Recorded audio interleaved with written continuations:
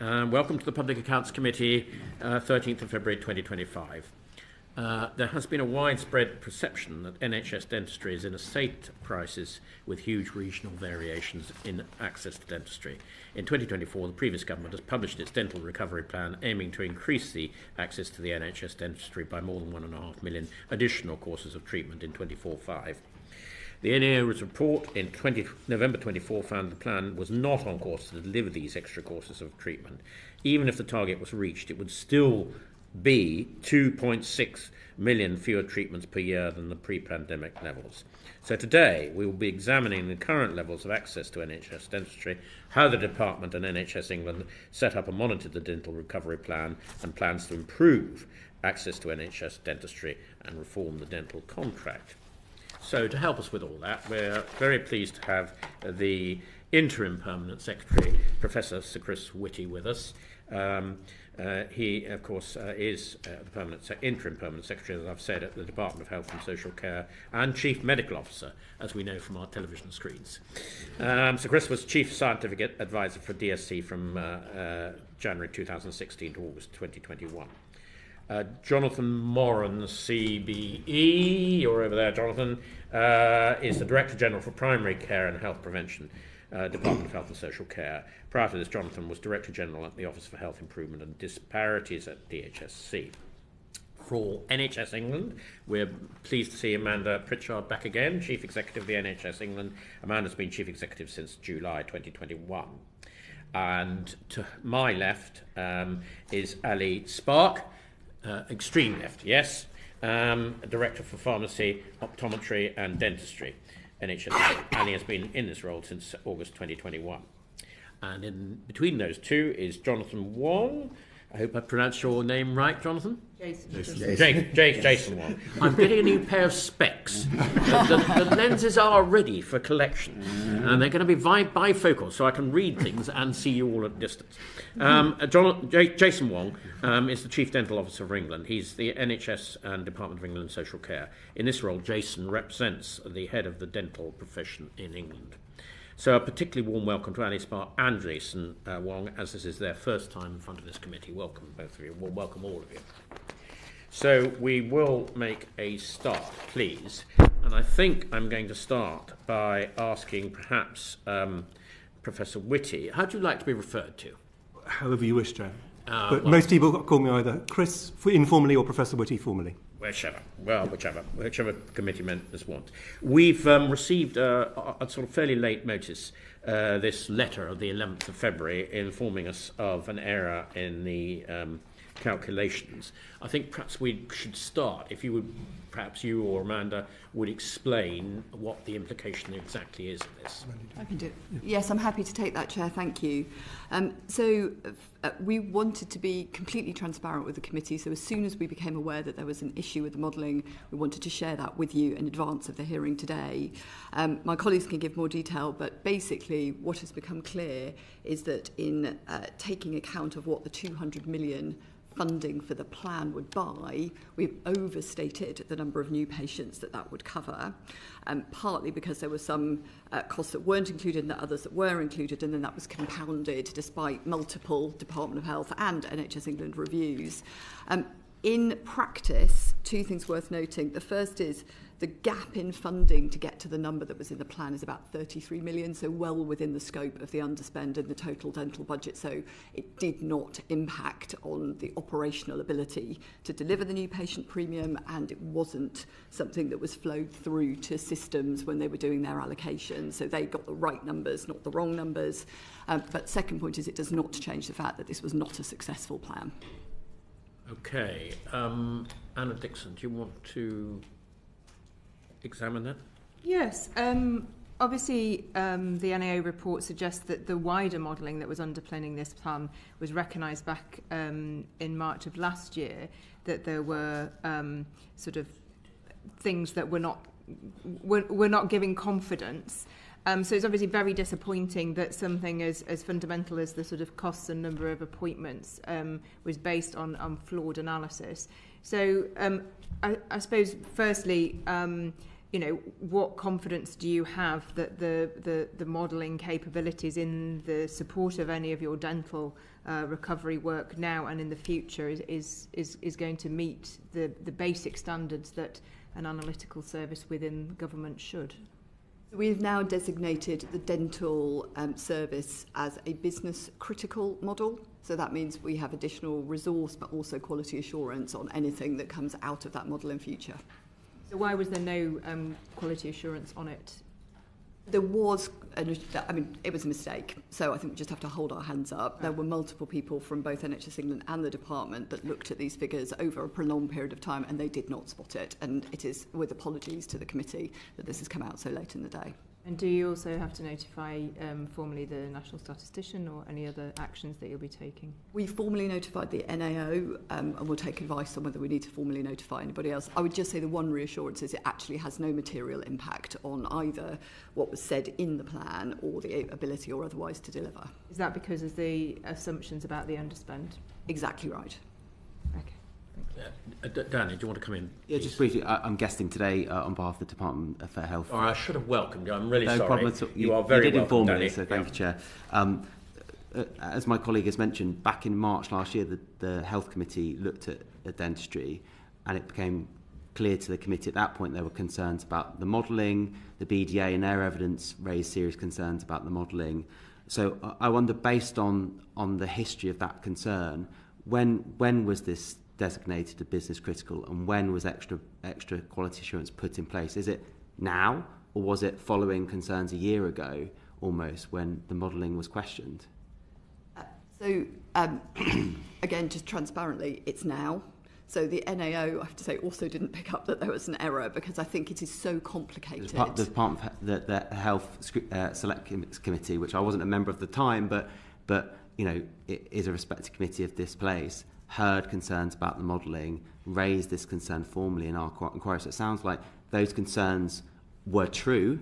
They were put to the department and NHS England, but no action was taken. And actually, in response to the concerns, the minister at the time said, in fact, whilst the modelling might not be fully correct, we were under-promising and were likely to over-deliver even more. And that just simply isn't true, is it? As we've seen, you've under-delivered, even on the poor modelling that you yourself had at the time. Just to say again, we have had multiple people look at this and nobody has spotted it. So it was not that people were not going back and checking again. In fact, we did an FOI response, I think, in January of this year, which again, I'm afraid, repeated the same errors. So lots of people have looked at this, lots of people haven't spotted it. Well, the Health Committee and the BDA, the evidence we heard, did spot it, is yes, my point. And we were not listened to. And I'm not defending the fact that we missed it at all. All I'm saying is multiple people at prompting from BDA and others looked at it again and didn't spot it. It has now become clear, so we just wanted to be completely transparent. In terms of the impact on delivery, though the size of the dental underspend last year meant there was actually more funding available in practice. So the fact that that wasn't included in the original model hasn't hampered people's ability to get on and deliver. So that is no defence in terms of the model, but is just... I wouldn't want the committee to think that that was part of the reason that this was an unsuccessful initiative. That wasn't the reason that this didn't work. Yeah, I'd just put it to you, perhaps it suggests something else to reflect upon if Parliamentary Committee, the BDA, the industry representative group, raise concerns about modelling and quality assurance doesn't happen until an NAO report a year later re-highlights the issue. That might be a learning point to take away, but I'll leave it there. Thank you, Chair. Thank you, Danny. Point very well made. Rachel Gilmore. I'm astounded. I have people in my constituency who live in acute pain for months and sometimes years. When you're doing your work as a senior civil servant, do you bear those people in mind? Is that to me? I'm not Yes. a civil servant. Yes. Or whoever is. Yes. Well, I suppose I am a civil servant. I mean, I think, to be clear, everybody on this side of the table, as indeed everyone on the committee, is extremely concerned about dentistry. This has been a problem which has been slowly getting worse since the early 1990s, to be clear. This is not a sudden recent problem. It's been steadily getting worse. All of us see the harrowing stories in the press. There was more yesterday, there have been all the way through. I'm a frontline clinician. All of us actually very much see patients very much in the front of things. And I think anybody looking at dentistry in the round over decades, so this is through multiple governments, would say that the NHS dental system is very weak and has got weaker over time. The most recent things that were the immediate things of the NAO are important and a demonstration of the fact that these are not easy fixes, actually. But what I think we would all say this is a problem, particularly for those who find it difficult to get dental services when they need them in states of emergency. All the more reason to have noted what the Health Select Committee and the BDA said a year ago. Well, noting that Chief Medical Officer, which is my job at that stage, it's nothing to do with dentistry because we're fortunate to have a Chief Dental Officer, so I tend not to get involved in dentistry. But I don't think, and to be clear again on the point that the Chief Executive made, I'd say two things actually. I mean, firstly, the reason that there were problems with this initiative over the last year are actually unrelated to the modelling. In fact, if the modelling had caused us a problem, that would have been a good thing because it would have demonstrated we'd have overperformed compared to where the modelling took us. And actually what has happened is the system has underperformed. So in reality, the modelling is we technically absolutely must get modelling right. I fully accept the points that have been made, but I don't want people to draw a line of sight to then say the modelling is the reason there are either problems with dentistry or problems with the initiative that was being considered by the NAO, because in fact they would have occurred irrespective of the modelling. The modelling was in a sense to one side, but we wanted to be entirely transparent in our response to the committee once this has been identified. Just to put it in context, Sir Chris, Rachel Gilmore, who represents Tiverton and Minehead, we have constituency figures, and at 382 courses per treatment per 1,000 people, she has the worst figures in the country. So she has a right to be thoroughly outraged, I think, by this whole matter. My constituency of the North Cotswolds, incidentally, is not far behind. So I think we will be coming to questions about inequalities around the regions. But it's not acceptable, I would suggest, that her figures are nearly half what the best figures, which is Clive's constituency. I just don't think it's fair that some constituencies are getting half the treatment at other constituencies. I'm having to write 2, 3, 4 times to my local ICB, chasing NHS dental contracts that my dentists come into my surgery and say that they've been offered but can't get, and it's a disgrace. Well, as I say, in a sense, I don't think there's any disagreement in anyone in this room about the points you've just made. My point about that was this has been a long-standing problem that has been there for decades and getting worse, and has got worse since the pandemic, no doubt about that at all. But this is not a sudden and new problem, and the disparities you've talked about have unfortunately been long-standing. So I think everyone should agree that the NHS dentistry is in a much weaker state than most other areas of the NHS, and I'm sure we'll come on to the reasons for that during this committee hearing. I want to move on, but I'm going to come in at the top of the session before I bring in Anna Dixon, and I'm just going to quote you from the evidence we've received of the Association of Dental Groups, a well-respected body, I think, and they say quite clearly, and I want a yes/no answer from both you, Sir Chris, and Amanda, please. They say, based on the 2006 contract, currently the NHS dentistry contract is not fit for purpose it was developed for. It can no longer cover even 50% or less of the UK population it was designed for. Yes or no, Professor Chris, is it fit for purpose or not? Yes or no? Asking someone like me for a yes or no, you're going to struggle. But the short version is I broadly agree with that. Brilliant. That's all we need. I don't agree with all in that. That's all we need at the moment. But broadly, I agree with Amanda, Pritchard, yes or no? Is the contract fit for purpose? Yes. No. Brilliant. Well, at least we start from a common base, all of us. So that's really helpful. Thank you for that brief answer. Anna Dixon, please. Thank you, Chair, and sorry, I should have previously declared that my conflict of interest, that I previously worked as a civil servant in the Department of Health. So obviously today we're looking at the so-called dental recovery plan, which, when it was published in February 2024, under the previous government, set out some ambitious aims for additional 1.5 million treatments, equivalent to 2.5 million appointments. So are we on track to recover? Well, I'll have a first go at that, and then others will want to join. But I mean, the very short version is no. Within the dental recovery plan, there were 4 components, of which I think one didn't start at all, which was on dental vans. Might want to come back to that, but it was on the smaller ones. Of the other 3, there were 3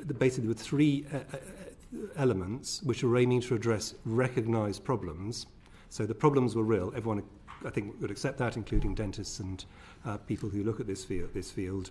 The solutions were unsuccessful. So the 3 problems that people were trying to address was, firstly, that the dentist would say, and the Chief Dental Officer, I'm sure, could give you better information on this, that the first appointment for a new patient takes longer and, or at least should take longer and be more complex, potentially, than for repeat patients.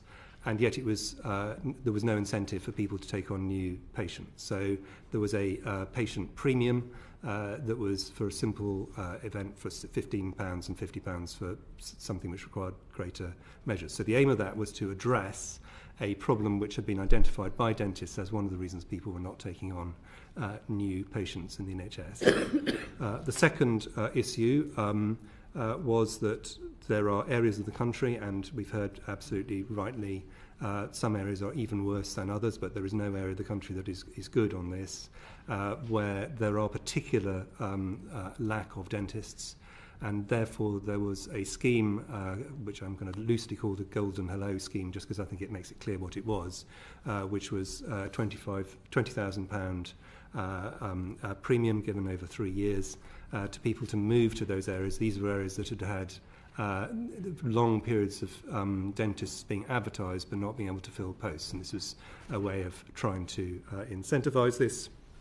And the third one was that the minimum unit of dental activity, UDA, amount has now just separated a long way, and I think this is absolutely fundamental to why many of the problems exist, actually, from what a dentist would be able to make in the private sector, and it was to increase the minimum amount that would be actually paid in that to try and help remove this. It only applied to a relatively small number of practices, but it brought those ones up closer to, in a sense, the market median amount of money that people could make for work. So the concept behind them all was theoretically entirely reasonable. And so of those, I would say one of them clearly failed, which was the new patient premium. Mm-hmm. And the reason we can say it failed was the expectation was that this would lead to an increase in people taking on new patients. Now, there was evidence of an increase in practice for a short period of time saying they would take on new patients, but if you look at the numbers, there is no evidence that there's any increase over what you'd expect over the following year. So I think we'd all accept that one did not work. On the Golden Hello, I think it started relatively late, and I think it's too early to say how effective that's going to be in the long term, but some people have come into areas that have been difficult to enter. So I think in that one I would give it a provisional let's see rather than an absolute fail. It had not achieved its goals by the time the NAO looked at it, but that was relatively early on, and these things take a period of time, so I wouldn't want to say anything. And on the UDA uplift, I think anybody who looks at the dental contract would agree that the gap between NHS UDAs and what someone would make in the private sector is part of the issue. So I think the logic behind that was a reasonable logic. But of course the most expensive of those was the one was the new patient premium. That was the one that was also expected to have the biggest impact, and I think you'd all accept that it did not. That's a statement of fact. Thank you for explaining clearly and in lay terms the different elements of the plan, and I know that colleagues are going to come back to those. I suppose I was really thinking about the headline in terms of, you know, are we not on track to deliver the 1.5 million? And if we're not, how many additional courses of treatment have been delivered under the plan? That may be a question for you, Amanda, or colleagues.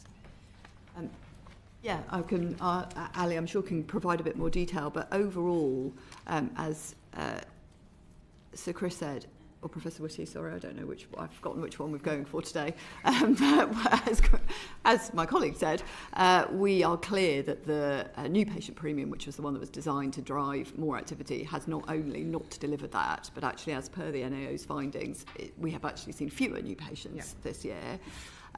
Overall, UDA activity is on track to be about 1% higher this year than last year. So that is in line with the sort of increases that we've seen over previous years. So that would not suggest that the impact of the measures has resulted in anything like the outcomes that were hoped for. I'm trying to get a number in relation to the 1.5 million, I think is I haven't heard yet a sort of we've delivered X. Have we delivered any additional appointments? I don't think we have evidence that we've delivered additional appointments yet in year. What we've seen is that we've seen 2.7 roughly million new patients coming through already, but that is on track with what we would have expected to see if this year's performance had been similar to last year's. In terms of the impact of the Golden Hellos and the £28, we need to look at the year-end data this year to look at the contracts affected to see whether those contracts in particular have seen an increase in performance, which is a small part of the 1.5 million. But I think it's too early to say that at this point in time. So I think we can't say at this point that we've delivered towards the 1.5 million. Okay, and so in terms of recovery, so in terms of relative to pre-pandemic, some of the data suggests that there's still some 4.7 million fewer treatments going on than there were pre-pandemic. So we're still way off recovery, not least recognising that even before the pandemic, dentistry was in a parlous state.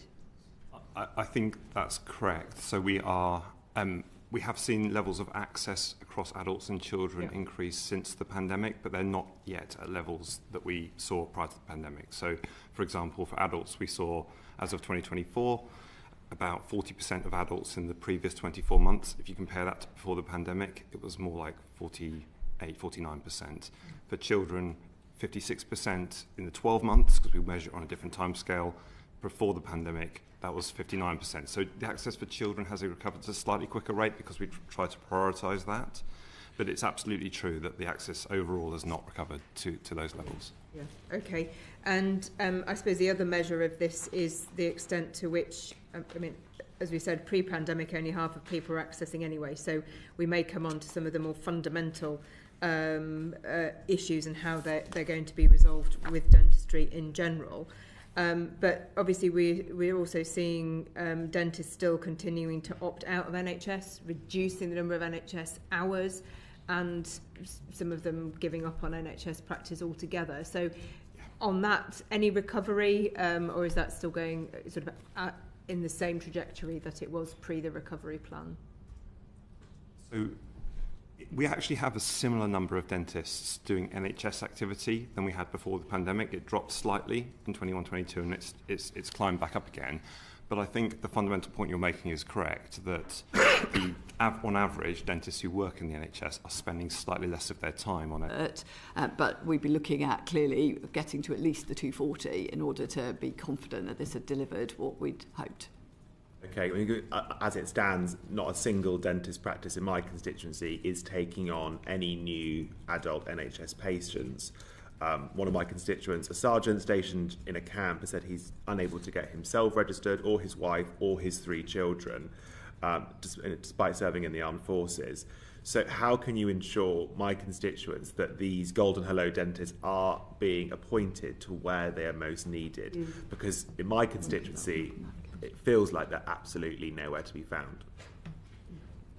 So I think there's a couple of things to say. So the first is that obviously we've relied in part on ICBs to make sure they are working with practices where there's a long-term vacancy in place. That's one of the criteria for being able to be eligible for a Golden Hello under this national scheme.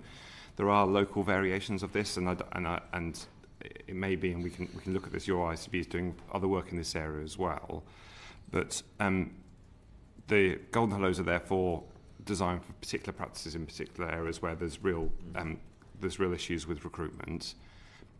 if the practices you're describing and the issues your constituents are facing are to do with the fact that there actually just isn't enough dentistry commissioned full stop in your constituency, that does come down to a question back to the original point, which is we know that there is only enough funding for 50% of the population. And so our job, and obviously the wider funding available for dentistry isn't my role, but our job is to make sure that that funding is absolutely prioritised for the people who need it most. And that's why some of the changes that we have described and the urgent care work that we're doing is about making sure that there is at least a safety net and access there for the people who really need it. So I guess there's a couple of different answers to that question. I suppose my concern is that my constituent, who, like I said, is a sergeant stationed at Bovington Army Camp in Dorset, that is an area where the kind of problems that this scheme is meant to address exist. So there are vacancies for NHS dentists that go unfilled for a very, very long time, and it is a rural area, so when that becomes a problem, you really feel it, because the next nearest dentist might be a very long way away. Yeah. So again, if we could go drill into a bit more detail about how can we ensure that these golden hello dentist appointments, which there's an aspiration to go further on, actually reach constituents like mine at Bovington Camp. Yes, so I don't know whether your particular practices in your area have already been given permission to advertise a post with the additional incentive attached.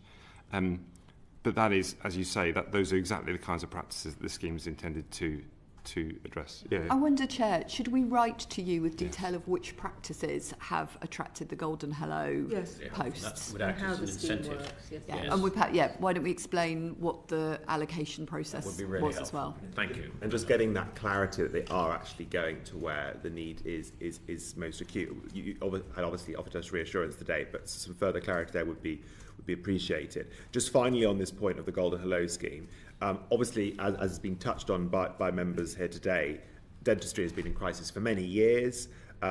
This policy was announced in February of last year, when over 60% of my constituents did have to wait more than 2 years to see a dentist. So why did it take until October to appoint the first dentist via the Golden Hello scheme? And why are we now only at 39 now? It does feel like that the rollout has been quite slow. And what lessons are we going to learn from that slow rollout as we seek to reach a much higher figure that you've told us today? Ali, do you want to go? Well, so I think we accept the rollout was slow. We were ready to start rolling with the allocations out to regions at the time of the plan, but unfortunately it took a little bit longer for us to finalise conversations with government at the time around the exact distribution of posts and targets, therefore, to different parts of the country. We published the scheme in May. It was always our expectation that it would take around 6 months or so for the different stages to need to complete before people would come into post. So we are around that point now, following the publication in the early summer. So it's our expectation that we'll be translating and converting the offers now and the approved posts into roles as quickly as possible over the next couple of months. But we're also not where we wanted to be. We wanted to be at this point a couple of months ago. Yeah. I mean, if I can add, I think we've spent more time trying to make sure that the Golden Hellos are going to the places of most need than perhaps we first thought we would need to. So that's why it's taken longer.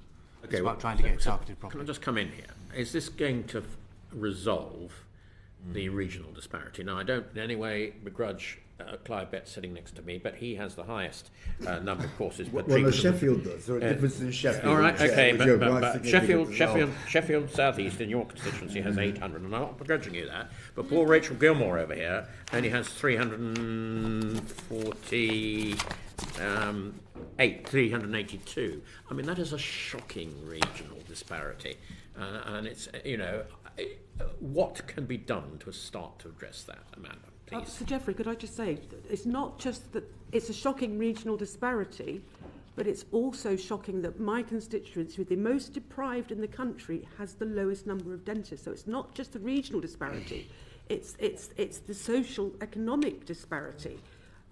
I'm trying not to explode. Okay, you've made the point really powerfully. Amanda Pritchard, would you like to just answer that, please? So can I start by saying that I agree that it is a shocking regional disparity. And I think that is two primary things that are driving that. One we've begun to talk about, which is workforce, because we do not have enough dental practices doing enough NHS work in the places which are least well served. The South West is a particular problem area. The second is, and I think we touched on this earlier, Ms Dixon's comments about local commissioning practice, because even where we have got areas which have fewer dentists, we are seeing now increasingly some ICBs coming up with much more creative solutions. We've referenced some already. Suffolk might be worth calling out. They've got a partnership with a local university, so they're doing something that is about training into practice as a social enterprise model. There are universities, there are dental schools in the south, so it may well be that actually there are some of those things, the early days, again, in terms of the ICB's maturity and setting up some of those new arrangements, but that would be applicable and would work well in areas where there's currently under provision. So I think we have to do two things. We have to keep going on what it's going to take to make, this is, by the way, in addition to the points we've made about the contract in itself, but make it more attractive for dentists to work in the places where we currently have less provision. And we have, and this is one of the things we take very seriously, working with local commissioners, because it is now a delegated service, both to share best practice, but more than that, actually to hold people to account then for following through on implementing that locally. Thank you very much, Amanda Pritchard. We like innovation in this committee, so I'm hopeful that Lloyd Hatton is going to ask us about a bit of innovation. Yes, so I'd like to move on to another segment of the recovery plan, which was the idea of dental vans, which were specifically to deal with sort of rural coastal areas where there perhaps isn't actually the infrastructure in place to appoint dentists to, and actually these vans would help to plug that gap and to drive up health outcomes in those areas. As far as I'm aware, this report makes clear that no dental vans have been procured, and the issue of procuring dental vans has essentially now been handed down to individual ICBs across the country. My ICB, NHS Dorset, is on a list of expressing an interest, but as far as I'm aware, there hasn't been any procurement going on. So I suppose what would be helpful is if you could identify which, if any, ICBs have actually gone ahead and procured these dental vans. The first go on the dental vans. I mean, firstly, there already are dental vans obviously in the system. There are probably around 20. Some of them are not in the NHS, some of them are in charities. They tend to be in areas either of considerable remoteness and rurality, or for very specific groups. So, for example, for homeless people in London might be an example. It's quite an expensive way to provide the same level of service, and it's quite labour intensive. So the number of people who can go through a dental van per day is lower than would be true for a normal dental practice. So there are some difficulties, and I think notably some of the dental vans that are currently in place are now termed static, i.e. basically they are stationary. Although they are providing dental services, implying the vanness of them actually hasn't provided enormous help. The view of previous ministers in the last government was they wanted to have a national scheme on increasing the number of dental vans. Ministers, when they came into the new government, really wanted to have that as a delegated decision down to ICB. So that's what happened, and to date, no ICB has said actually they wish to invest in a dental van at this point. My understanding is it looked like there was a bit of a disagreement between ministers in the previous government and NHS England as to whether or not dental vans did actually provide good value for money. So, Amanda, if you could touch upon, is that your understanding, that actually ministers wanted this, but there was very little in terms of a value for money argument to defend procuring these vans? I might let Ali talk to the detail of this, but overall, certainly, I think we were quite clear that as Professor Whitty, I get it right, as Professor Whitty says, that there can be a really useful role for dental vans, and they are in use for some very targeted purposes, but what they are not is a replacement for a well-established dental practice that provides comprehensive care. So that was the discussion we had with the previous government. But Ali, perhaps you'd like to add some detail. Yeah, I mean, I think that, yes, as an overall point, I think we were absolutely concerned that as a catch-all solution for a range of ICBs to be imposed on them, it didn't feel like it would guarantee there being good value for money of that, not least because for many ICBs, if that required them to purchase a new van or lease a new van, that could have very high start-up costs. And clearly, ICBs have really important priorities around thinking through what their other options are for their most vulnerable populations, and some of those initiatives didn't involve the use of a van, and where that was the case, we obviously supported them to do that instead. And I think of the points that Professor Chris has made around the vans just don't offer a comprehensive service. Yeah. They're very expensive. There's lots of things you cannot do from a van. They often require a patient to be followed up in another place anyway. I completely appreciate the point of the vans wasn't to sort of fix all of our problems. It was to address a very specific problem for a very specific demographic. It seems that there is a consensus here that perhaps the policy of vans sort of pursued by ministers in the previous government did not provide particularly good value for money. So why was this taken forward? Or was this a case of where they just wanted to be seen to be doing something, but actually it wasn't actually going to deliver the additional appointments and the additional treatment that we needed to see for patients? Well, leaving aside the fact that we would be very, very cautious to criticise past ministers as we would to criticise current ministers, I think that the point about dental vans is that they have an important niche. So, for example, dental vans in Devon look at the dental needs of people working in the fishing industry because they find it very difficult to access services. So none of us think that there is no role for dental vans. I think the real question is what is the specific niche in a particular area, and that's why the decision was rather it wasn't to say don't do dental vans under the new government, rather it was to say ICBs who know their own patch can know is there a niche for which this is an effective way to provide dental services or not, rather than trying to direct that from Whitehall. I think that's really the difference. Mr. Whitty, I think that's a really helpful answer. It is. So just one final point, if that's all right, Chair. That is a really helpful answer. So what you're basically saying is this shift towards the ICBs leading on this is welcome, and it's better that it's done at an ICB level rather than centrally. With that in mind, what work is going on to make sure that ICBs that do want to pursue this, where they have got very rural or a large coastal community that might benefit from this, are actually able to get on, procure and implement an NHS dental van in their area? Because I think that's, like you've said, there are those communities where it would make a big difference. How do we sort of enable and empower ICBs to get on with that? Well, I mean, there is no barrier to ICBs doing this now, so they have the full powers to commission these services should they want to, and indeed, as we've talked about, some it's already a bit worrying have that been. none of them have. If we do accept that in some areas, it would help.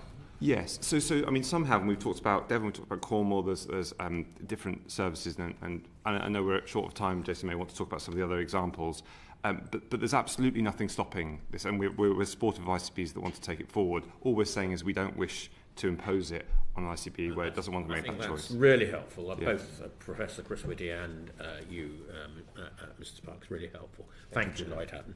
Clive Betts, please. Right, so the development of the dental recovery plan, the formulation of it, engaged with stakeholders, except the feedback is they weren't engaged with very well. They didn't feel it was very satisfactory, there wasn't enough information there at the beginning, indeed it was completely obscure whether there was going to be any funding available, which made a pretty big difference to what you were consulting on, didn't it? Yes, so I think the core concern that you've heard and you've read in the report is that the ICBs and parts of the sector weren't fully aware of exactly what was going to be included in the plan until at the very late stages, and indeed the plan had almost been ready for publication. And I think that is true. We were in discussions all the way to the publication of the plan about exactly what it could afford and what it would be able to deliver. That said, there was a huge amount of work with ICBs and indeed with other representatives of the sector about the kinds of ideas that could be included in the plan. The new patient premium, dental vans, you've heard already, golden hellos, all draw on and take inspiration from really good initiatives that ICBs have already been put in place. And we absolutely talked to ICBs in the course of those discussions about which elements of those could work and how we could take those forward. And we talked about the ideas that we thought would make it into the plan. What we couldn't do is tell them until the plan had actually been published exactly what was going to be included and under what funding. Not a great place to start then. Well, I think we were discussing with the stakeholders the concepts that are in the plan. So whilst it is true that the detailed plan wasn't shared in advance, we had talked about all of the elements. The new patient premium was based on conversations with the dental stakeholders, saying that they simply weren't properly paid for new patients, that there was a distinct under-reward in the concept. That's why we tried to do that. NHS England had lots of these conversations. We worked also at the Department of Health. The Minister had a round table in December to talk about these ideas. So there was consultation on what we were trying to do, if not specifically on the plan itself. We'd accept, we may do more of that. If you're going to have a plan, you want to consult properly in detail with those who are going to have to implement it. Otherwise, it's not likely to work, which is probably one of the problems. We had talked about the ideas in the plan, so I think it's not that we did something with no consultation. That says a lot. I mean, people who are going to have to implement it on the ground, whether it be ICBs or dental practices, really need to know the details, don't they, to comment properly about whether they think it will work. So, I mean, if I may, so we had absolutely had conversations with ICBs about this is our idea, the new patient premium. What do you think? Same with the profession. And so these it was an open conversation about them. What we couldn't do is say they're definitely going to be in the plan until we finalise. That's the only distinction we're making. So I think we knew that these, and we've seen in fact from the feedback since that the initiatives themselves have been welcome. They clearly haven't gone far enough, and they clearly haven't always worked. Well, let's try and just ask what you were actually consulting about, because it seems fairly fundamental. You're consulting about these extra 150,000. But you were also consulting about that anyone who wanted to see a dentist could do so. Which was it? So I think the plan is clear that it sets out three aims that it's trying to, three stages. First, a set of initiatives for 24-25 that were aimed to try and deliver the 1.5 million extra appointments, which we've already talked about and we have not delivered. There's a section around really trying to improve the oral health of children, which would have a long-term benefit, and then a set of longer-term commitments there, which were really around further reform of the dental contract, so the things we've talked about today and we all accept need doing to come forward.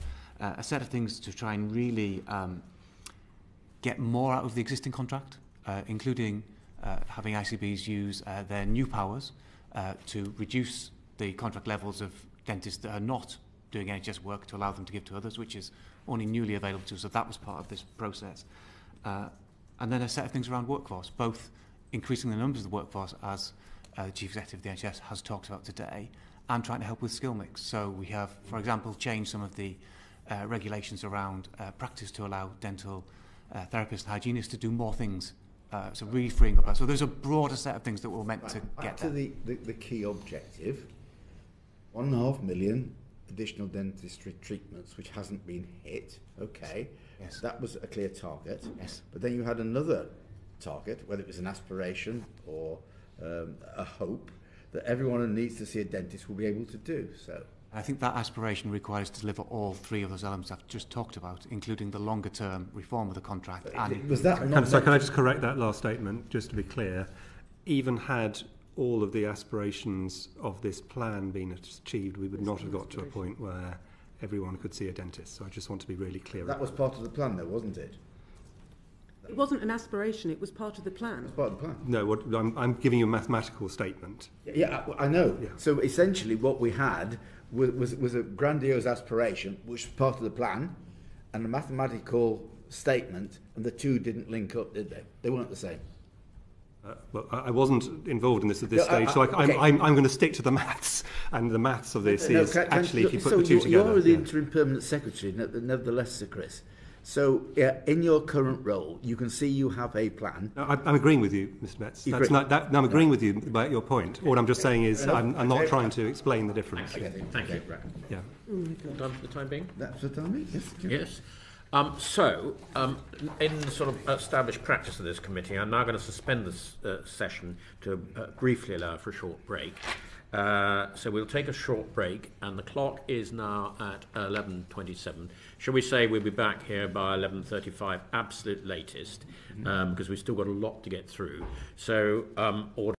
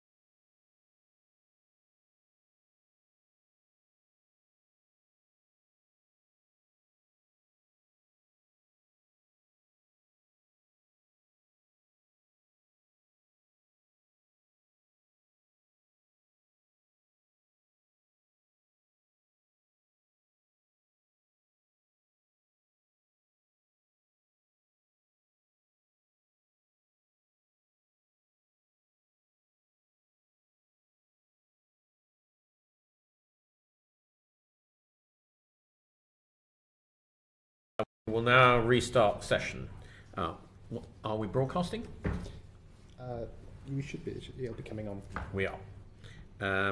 So, welcome back to the committee's hearing on fixing NHS dentistry. Well, that's a very apt title, fixing NHS dentistry. If we can fix it all, we'll all be in a much better position. So, to help us again with that, I come to my excellent deputy, Clive Betts. Thanks, Chair. We explored before what probably went wrong or what aspirations couldn't actually ever have been hit with the dental recovery plan. So just let's try and think what lessons we can learn going forward. What do you think currently are the most significant barriers which are preventing people securing access to NHS dentistry in this country? And will anything achieved through the dental recovery plan to address those barriers, or have you simply shown that the barriers exist and still need addressing? Okay, I mean, I think that pretty clearly what they demonstrate is that tinkering around the edges of the barriers is worth trying things, but actually the problems are quite fundamental here.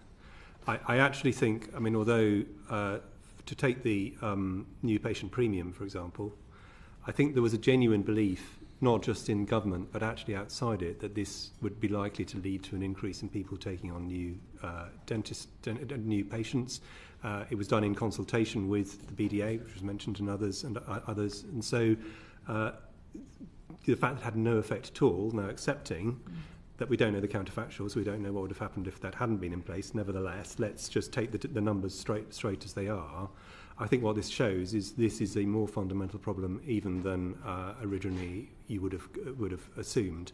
And I think that to go back to in a sense the whole tenor of what people were saying earlier, the gap between what people can earn through the private sector doing the same work and through the NHS is quite a fundamental one. It's not a tiny little gap we can just, with a very small amount of bridging, manage. And this is the whole point, in a sense, about the minimum UDA amount, that whilst a perfectly sensible move in itself, the idea that was going to bridge the gap and therefore solve any major problem, I think this makes pretty clear that is not going to be the case. Is the fundamental problem then the nature of the contract, which we'll come on to with questions later on about the details of what might be done to change it? Is that the fundamental my view, I'm going to give a personal view rather than this is the departmental view, is that in a sense you could fiddle around with the contract as a contract. The real problem is the gap between what is available for a good dentist in the private sector and what is available for a good dentist in the NHS. I think that is really fundamental. The rest flow from that. There's a lot you can do in terms of the details of the actual contracting, but that is the biggest, in my view, barrier. Jason wants to come in. I think I agree that is one significant issue. I think the other issue to remember is the workforce and where the workforce wants to work and how they want to work. I mean, maldistributional dental workforce is a worldwide issue. Some of the cases raised happen more in certain areas. So we've got some areas where the activity has gone back to pre-pandemic levels, for example, London, and then others where members have already highlighted that disparity. And then it comes back to that fundamental question, which is, well, is it the fact that we've got enough dentists and that they just don't want to work in the service, or is it the fact that we haven't got enough dentists overall, or indeed dental team numbers? And for that, whilst the number of dentists is working, you have to look at the whole time equivalent, what they're committing towards actually clinical work. The General Dental Council survey suggested that 42% of dentists were working less than 30 hours clinically. So that's a cultural change. That's something that's happened, and we need to keep that in mind. Rurality, I think, is an absolute key issue. Not just because there's a general trend towards a sort of urban life and where the young professional wants to work, but actually there's some fundamentals in terms of where our specialist services are. So if you're a young dentist, do you want to go into an area? It's all right to have Charles Clifford Dental Hospital and a dental school there to refer to, for example. It's all right to have that where you can think about developing your career. But if you move into a more rural locality, you actually run into an area where you're thinking, well, how do I as a professional develop. So I think that we need to look at that. Where we recruit from as well, I think Chris wants to come in, but where we recruit from as well, I think it's quite key. You know, the high grades entry into dental schools, and actually the available evidence is not necessarily where they train. It's actually they quite often want to be near friends and family, and we're predominantly recruiting because we're not looking into widening participation from areas, and they tend to cluster around where they're from, but also where they've come from. And therefore, I think if you want services out in those areas, we need to look towards that long-term growth of that. So the pipeline that Amanda's just talked about, which is in terms of the NHS long-term workforce plan, I think that, you know, increasing our own production is key. And the plan did have some parts of it was also looking at international recruitment. I think Chris wants to... I just wanted to add to that. Chris, I'm going to bring you in, but given that really helpful, comprehensive reply from Jason Wong, and given, I mean, this applies across medicine, really. You can't deliver medicine without people. If the taxpayer is paying to train expensive professionals, shouldn't the taxpayer therefore expect that those young people, when they've trained, should actually spend a bit of time with the health service before they move into a more lucrative private sector? So I'll add the comment on and then answer directly to your question. I mean, the first thing is, on the first point about the funding model, I think that is quite specific to dentistry. On attracting people to NHS posts in coastal, rural, remote areas, that is across the whole of the board. One of the previous questioners was asking about Minehead, for example. There were the same issues when I was last in Minehead. The thing I was discussing was how do we attract GPs to come to Minehead.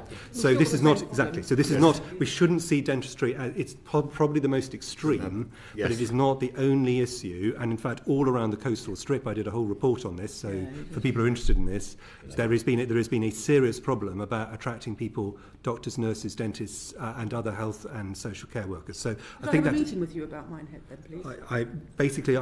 I'm extraordinarily keen to talk about how we improve areas of low productivity. So the answer is yes. Brilliant. But what I'm not going to be able to do is solve your dental problems immediately. Just to be clear, not to build up expectations. In terms of the so that's the general point. On your specific thing of should we require people to do this, there is a consultation on this, and Jason and others may wish to comment on that, because that was part of actually some of the way people were addressing this for dentistry specifically. There was a commitment in the plan to consult. The consultation has since closed, and we're sort of feeding up to ministers currently and working through that in terms of the consultation on the tie-in and what might be done for the dental graduate. The consultation was launched the day after the election was called. So we completed that consultation asking, in principle, should we introduce a requirement for new dental graduates to spend some time working in the NHS. We've had that consultation response back. That's now with our ministers considering how to take it forward. And so that's really helpful. And in that consultation, did you sort of discuss how long they might spend working for the NHS? I think our time period was 3 years, but I would need to check for you. But it was a broad sense of, is this in principle? I think the practicality is exactly how it would come if the government wanted to do this. Just come back to the feedback from the development plan, what you've learned from it. I know we talked earlier about Sheffield having this wonderful utopia where everyone can see a dentist when they want. That's not quite the case. And there are differences within Sheffield, as there are. I mean, we often say it's one city and two countries. The disparities in dental care shows that in terms of the more deprived parts of the eastern side of the city where I represent. Just one example there of something that isn't working under the plan, and how as a barrier, how you might look to address it. I've got Darnell Dental Practice in my constituency. Mr. Oliakis, who's the owner, the head of the practice, has got 12,000 patients. He's got, I think, general funding for about half those, and additional funding given for the other half, which expires in March. Now, he's taken dentists on, he's put new surgeries in, he's actually offered to take more on. He's got another surgery empty, which he can't use, And yeah, everyone knows there's going to be underspends at the end of the year, but they can't be anticipated. And what you do next year with the underspends that are actually being spent this year, and dentists are being paid on that basis. Just to say, when I went to see the practice, there's 30 people in the queue down the road waiting to join. So you've got a really successful practice, more people taking on, but the financial basis is completely unsound. So I think this is a really critical point, and I think you make a really important contribution. So we've got a couple of different things that are going on here. So the first thing to say is that even in your constituency, where there's relatively good access, even if all of the dental funds were spent, there wouldn't be 100% access for your population. We know that is even in a place like Sheffield, there will be some funding, it's true everywhere, that is returned to the NHS every year because practices aren't able to deliver that care. And that's a really important feature of, and it's partly drawn from the fact that we have a contract that isn't attractive enough. It's also to do with some of the workforce issues that Jason and others have described. We've taken a number of steps to help ICBs to better prioritise the money they have available. So there's a couple of different things here, and I think it's relevant to your points. The first is we've given ICBs new powers to reapportion funding that isn't used from a contractor that is consistently under-delivering, so it can be reinvested in new contracts. It's really important. This is the first year where ICBs are able to take those steps, and we're seeing some really positive progress towards that from a number of different ICBs across the country. The second thing is we know there are contractors who reach 100% of their contract and want to go further. And we've been encouraging, we published some guidance on this a couple of years ago after the first set of reforms, and in the last 2 years we've seen really positive progress from ICBs in making use of those additional flexibilities. So we know in year so far we've got over 1,500 dental contractors across the country who have been offered additional activity by their ICBs because they're close to reaching 100% of their contractual value. So these are really important to make sure we spend as much of the budget as we possibly can.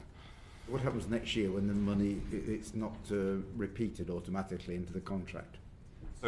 We might have to come back on the specific arrangements of the ICB that's put in place locally, yeah. but absolutely they all want to be prioritising sustaining that capacity into next year. There's empty surgeries when we know there's going to be underspends. Yeah. Yes. So the point that Ali's making about being able to take that contract back is really important. So those powers were only taken a couple of years ago. So previously, a dentist delivering only 60% of their contract, gets awarded 100% of the value the next year. So we have now taken powers to allow us to draw that back. That will allow ICBs to think much more long-term about how they spend their money, because they will be able to essentially reallocate on a more permanent basis. Yeah, and I'm not being critical of the ICB in South Yorkshire here at all. Yeah, no. Gavin Bowles replied to all my questions. He's going to come and visit this practice with me again to look at it, because I think we can see the future there. Mm-hmm. But yeah, it's not the fault of the local ICB, it's the fault of the financial framework. Yes, and until 2 years ago, there was no powers for the ICB at all. So we've changed that. So actually we've given them the powers that might allow them to take decisions that they need. Right. May I just add one thing, which is just to say, I think, firstly, let's come back on the specifics, but on the general point, the important thing that we can do only from this year is permanently rebase contracts. Yes. So ICBs have been able to use underfunding on a non-recurrent basis, but now, because there had to be a number of years of underperformance before you could permanently rebase the contract, we've now hit that point. So some of I don't know whether that's true in this particular circumstance, but it may be that is part of the solution. Is there anything else from feedback from the problems with the recovery plan, all the things that didn't work that you need now to address, that you can address? So if I may, I think this does come back to the broader points we touched on at the start. So I think we've talked about the overall availability of money and the ability for us to repurpose that. I think that's the first key issue. The second is workforce, but the third then, and I think in many ways all roads lead back here, is the contract isn't helping us to prioritise the money we have properly for the patients who most need it. And that's why the changes to the contract that we've discussed already are really important. On to the details of the change. Sure. Yeah. Okay, right. Lloyd Hatton, please. I suppose one of the things we've touched on in quite a lot of detail so far has been how those initial contract changes that were made in 2022, and also the recovery plan that we've sort of dissected in quite a lot of detail, what success they have had. I think we've all agreed that in many ways they have fallen short of what we would want. So how are we learning from sort of the shortcomings so far as we look towards what comes next, particularly after the end of March? And how are those lessons learned going to influence future reforms? Well, shall I make a start? Yes, please. Thank you. If that's all right. So I think, can I give? I mean, I think we've talked in general in response to Mr. Betts about the kind of the broader messages we've taken from this experience. But I think, can I give you one concrete example? So I think the new patient premium. So clearly, the way that worked was additional cash, additional money paid to practices on top of the value they would earn for a new patient anyway, irrespective if it was a band 1 or a band 2 or a band 3 course of treatment. We hope that would make a difference to practices' willingness to take on some of the patients who they know will often present with a more complex set of conditions. I think it shows the drawback of that as an ongoing fundamental reform to the system is that, of course, we know that some patients don't present with anything like that complexity. And so we were able to demonstrate that the extra time taken and therefore the amount that we've currently set for the new patient premium was justifiable based on the evidence we had about the amount of time. It goes back to the question about the modelling and the cost earlier on. But if we did make that a wholesale change to the contract, we know that we'd be fundamentally overpaying for certain patients who are coming through. So that's why changing the underlying payment mechanisms, and this is the learning, I think, is really important, because it means that we can better tailor the resources we're giving to practices to the actual needs of patients. And that's when Sir Professor Chris referred earlier to the initial changes in 2022 to create different sub-bands within Band 2. It's that sort of change which is important, and we want to go a lot further than that. Do you think, having learnt the lessons of what went wrong and also what worked before, we can address the issues that Professor Whitty was highlighting around making sure that while the number of overall dentists has gone up, the number of those providing NHS care has gone down? Do you think actually that what you're talking about now will mean that we can address that quite sort of fundamental structural problem, that we have fewer dentists actually working with NHS patients? So yes, I think it will go some way towards addressing that issue. Clearly what it won't address is that even if all of our money was spent, even in the most appropriate way, we would still have close to 50% of the population who wouldn't be able to access dentistry. So I think it would really help us in prioritising, which is, I think, our fundamental job, to make sure the patients who absolutely need this care receive it. What it won't do is create universal access for NHS dentistry. Okay, and then just one final point, as we look to sort of learn from what's happened so far in the last few years and what comes next, particularly around the Golden Hello scheme, I'd be keen to know about what work has been done at a grassroots level to actually talk to those providing dental care to make sure that actually the scheme does deliver what we aspire to deliver, which I think is the right aim. Yes. But we've appreciated it's been a bit slower than we'd hoped. What work has been going on to work with those sort of from the bottom up to make sure that it is more of a success in the future? Yeah, so we've started a programme of evaluation now. We always intended that to continue into the new year once we thought a number of posts would be in place. So we'll be able to come back and give a more detailed answer on that, I think, in the future. But what we can say is that we know that the scheme itself was designed with a number of very specific purposes to target places which had an ongoing long-term recruitment problem, in places where we knew there was already under-delivery and access issues for a particularly vulnerable or difficult-to-reach population. And those broad lessons were drawn from existing experiences of other Golden Hello schemes that ICBs have already done in different parts of the country. What we're referring to here is a national version of something that exists in different places in different ICBs, and we know they have found successful. So we have reason to believe it's right. We don't know whether for some of the most difficult places where there's really challenged workforce availability, whether this will be enough to actually encourage dentists to relocate for a longer period of time, for the 3 years that we've hoped. But that's one of the things we'll learn as part of this evaluation over the next couple of months. And one quick... So hang on a minute. You say you don't know whether it'll be enough. Surely you could go out and ask them.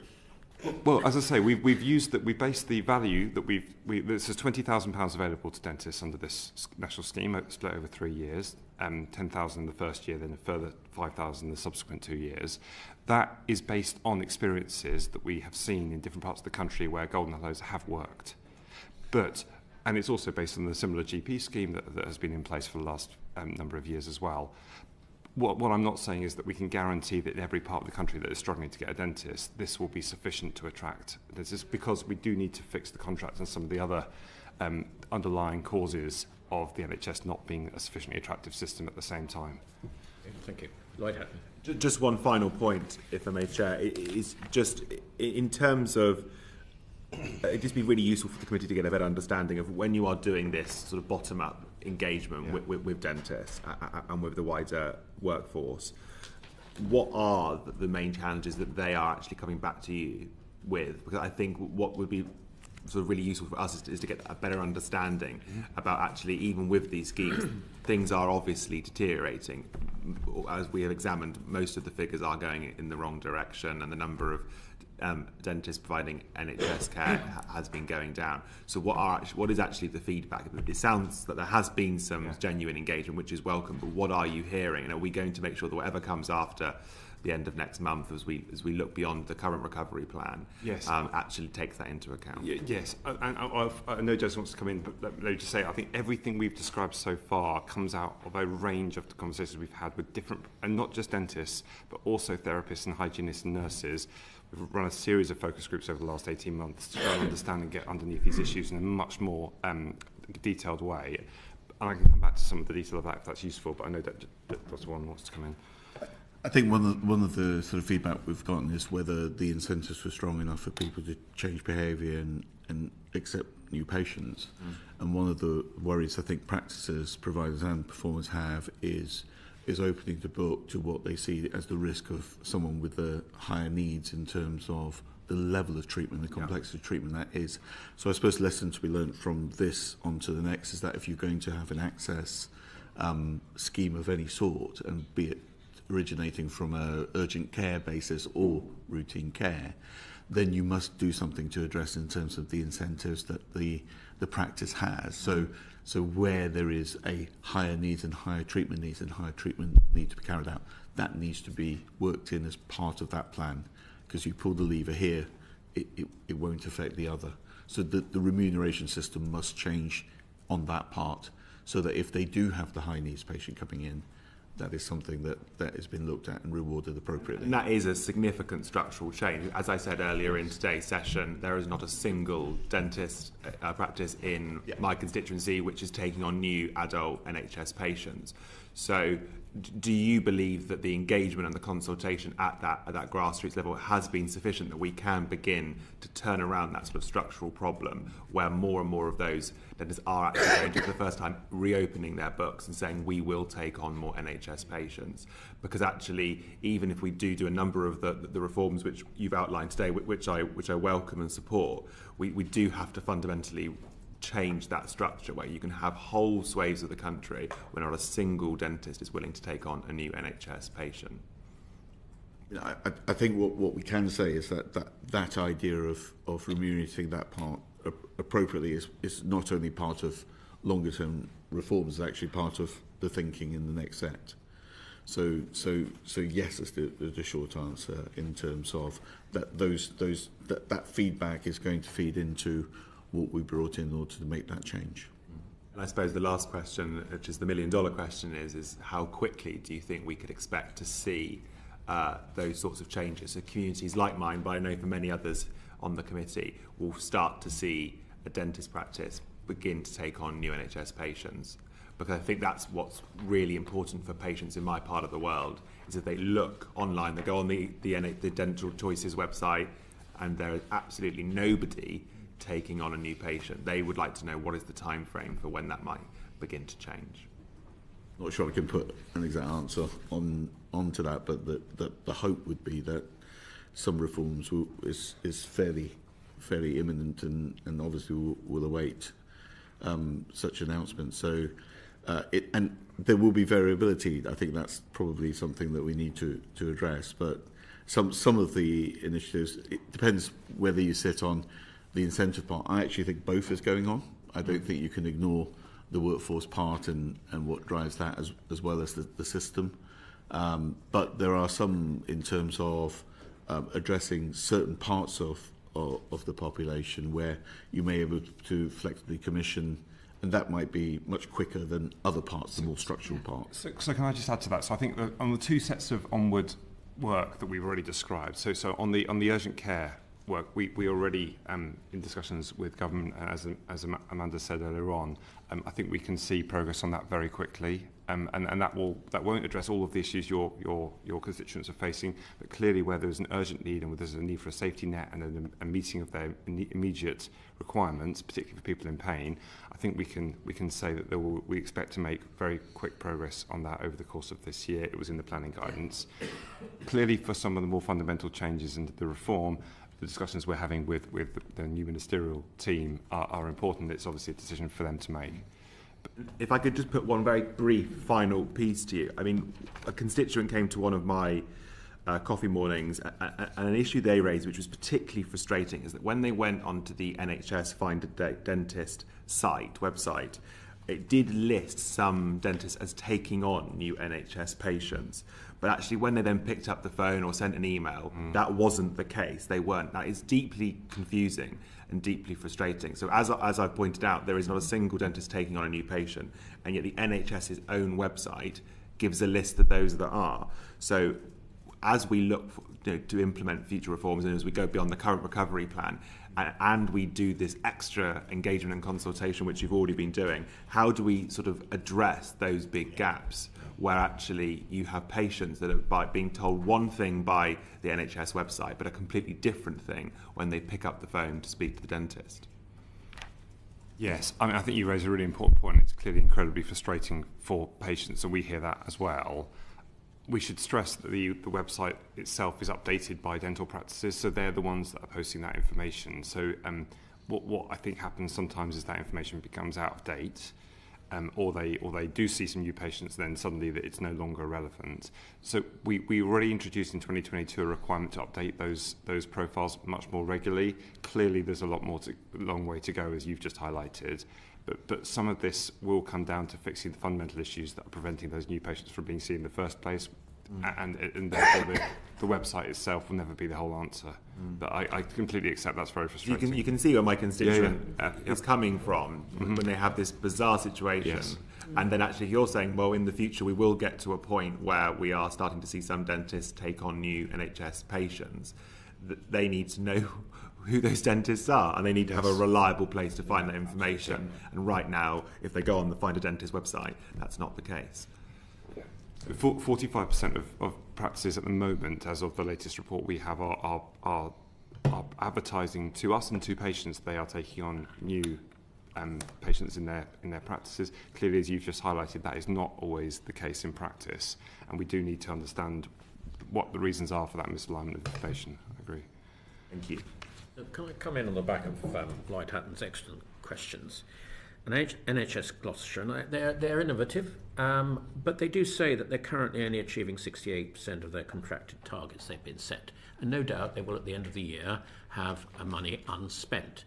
And the NHS, Sir Chris, has been playing on this business that there's 200 million unspent. But that's not really the answer, is it? If people like Gloucestershire don't have the levers available to them to be able to address the problem. So the two questions from me, really. One is, do you think this new contract is going to give them the levers they need to start really seriously addressing the problem? And is the NHS going to put some real new extra resources into trying to solve this whole problem so that we maybe begin to actually solve this gap between the private sector and the NHS? Yeah, well, I'll give a departmental kind of view, but I suspect Amanda will want to give one from the NHS. I think that there are several issues, but I'm going to highlight three in particular, some of which I think can be solved and some of which I think are going to require a more fundamental rethink, which ultimately is one for ministers to decide where they want to put it. The first one is a bizarre situation that was previously talked about by some of my colleagues, where one dental practice can have reached the 100% of their contract, wish to go further, have patients who want to be paid and they're not allowed to, whilst down the road there's another dental practice which actually has not done their full allocation. And the obvious thing to do is to switch the money from the one to the other, but that is currently difficult. That, I think, is a solvable problem and should be solved with some of the changes that are being made at the moment. And that's a mechanistic one, but that is a daft situation, and I think everybody would accept that is daft, and that daftness needs to change. The second one, which is more fundamental to that, is that, and this is the one where we read, there will need to be quite a big political decision, I mean that in broadest sense, is the total amount of funding which goes to dentistry, and specifically how much money per unit of activity. Because part of the reason, the second reason that people actually underspend their dental contract is that they're offered money at an NHS rate and they choose not to take it because they're using their time to do private practice, perfectly legitimately. This is not a criticism of the dentists, that is simply a statement of fact.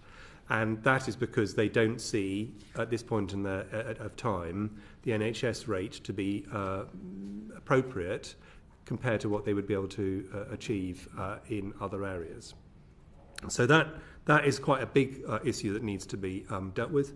And then the third one is to have a ring fence around the dental budget so that there isn't, in a sense, almost an incentive, although I'm sure it wouldn't be seen that way, for ICBs and others at the end of the year, knowing that this money is available, to shift it into other areas of the NHS which are under pressure, which are always pressures, as everybody knows, for their own areas. And having a ring fence around that at least means that people will be very serious that this money must be for dentistry. Now, there can then be a very legitimate political discussion about what is the correct ratio between dentistry and other areas of the NHS. I consider that's a political question. But at least the money that has been allocated by ministers to dentistry should be spent on dentistry in a way that actually deals with some of the appalling problems that some of the people around the committee have been rightly highlighting. Part of my question was, and that's great to hear it's going to be ring fence, because that does give people an incentive to really think about it and really think how they can spend their money most effectively. Do you think the changes that we've been talking about this morning will be sufficient levers to enable them to spend that money? Because the problem is they can't spend it at the moment. At the moment, well, I'm leaving aside the ones I've just talked about, and as I say, men who want to come in. I think the changes will be sufficient to make some useful movement, but for fundamental reform, and that was the word that the Minister used earlier this week, so I feel comfortable in using it in a sense, then that is what we will need, I think, to significantly shift the dial. I don't think any of us think that relatively modest, these are important changes, but these are not sufficient to deal with the gap between where I think the public rightly wish the system to be and where the system is at this point in time. So, I mean, I'm going to press you again because we did cover this earlier on, but what I would like to try and get out of this session is some sort of confidence from you that we're not going to be sitting here in 5 years' time in the same sort of situation. We will really have delivered a much better dental service to our constituents than we are now. Well, I think that the right time to ask that question, and I'm not being weaselly about this, I'm being realistic, is when the actual plan has been laid out. Ministers are looking quite across the whole board of the NHS, including dental practice, in a sort of bottom-up way. They've been very clear about this, the 10-year plan. I think at the point that happens, I think it is legitimate to ask people, well, do you think this is going to do the job? But I think at the moment, since we don't know that, and part of the reason I'm being cautious, if I'm very honest, is since the beginning of the 1990s, a whole series of changes have happened, each one of which people said this is going to fix it, and each time things have got worse. So I'm very nervous about sitting here and saying confidently the next plan, which I don't yet know because ministers haven't yet agreed it, is going confidently to fix this because previous plans have failed to do so. And I think we do need to bear that fundamental reality in mind when we're discussing this. Okay. Rachel Gilmore. Sorry, did you want to come in, Amanda, please? If I may, Chair, just because I couldn't agree more with what Professor Whitty has said about reform, but just to reassure the committee, one of your key questions, I think, was, are we going to spend the money that has been allocated to dentistry? And will the things that we've talked about as the short-term, which are not attempting to fix the bigger picture problems that we've discussed today, are they going to get us further from where we are now, so we are not returning money back unspent when there is such an obvious level of need that is not being met in dentistry.